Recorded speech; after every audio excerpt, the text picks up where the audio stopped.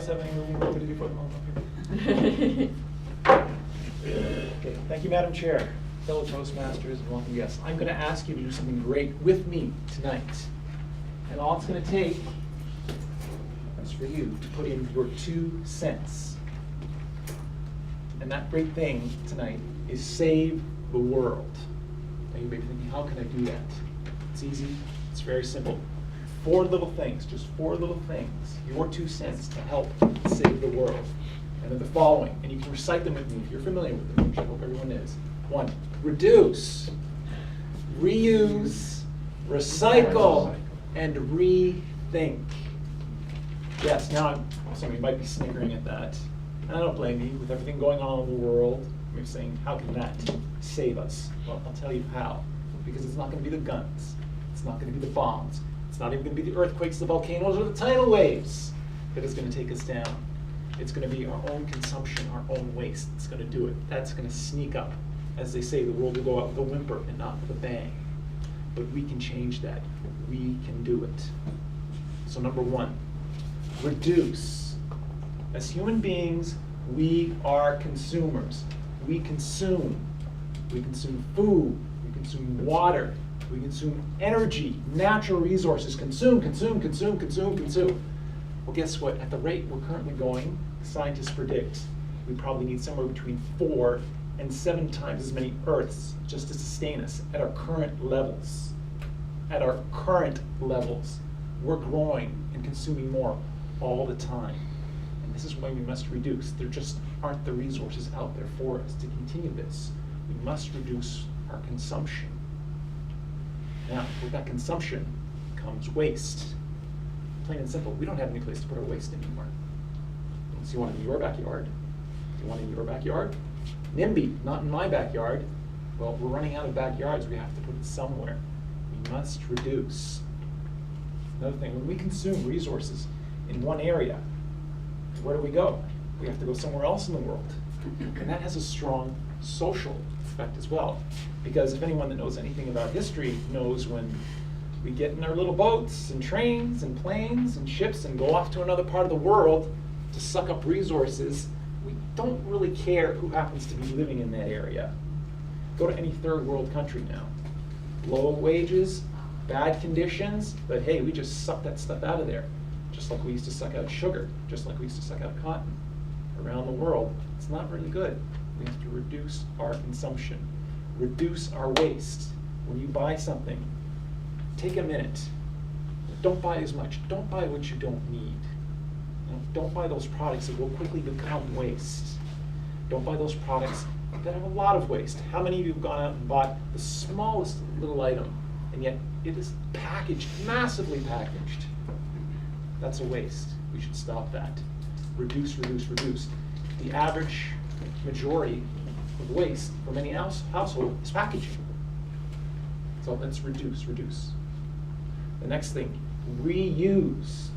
As I was saying, it goes in a lot to make stuff that we consume.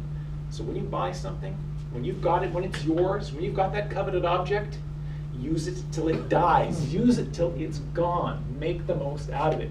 Not only did you pay good money for it, you sucked up a lot of resources for it too. Anything you buy, this mug right here,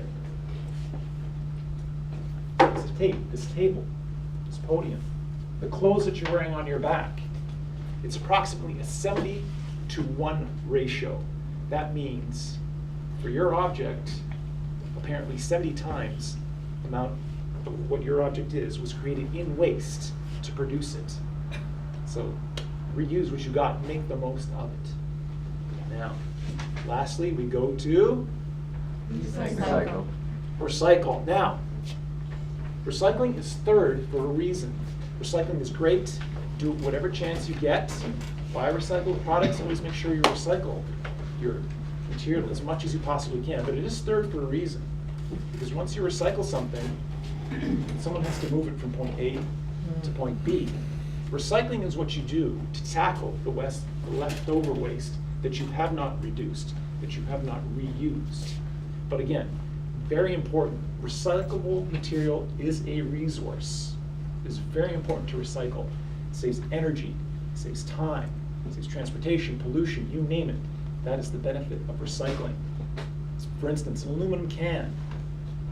To make a can out of virgin aluminum takes about 80% more energy and resources than to recycle one. Does anybody have an idea why? Very simple. Mine it. Exactly, you have to mine it. It comes in bauxite ore.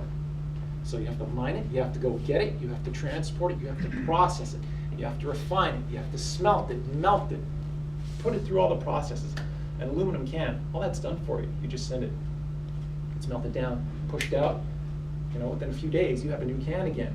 That is where your recyclable material is a resource. That's where you must use it as much as you can. So these are very important things to do. Now, what was the last one I mentioned? Rethink. Rethink, yes, rethink. As human beings, we are not naturally wired to think about our waste. I'm sorry, it's true. I hate to break your hearts, but it is true. And that's millions of years of evolution kicking in. You don't see lions out on the Serengeti plain worrying about how they're going to recycle their antelope carcass, do you?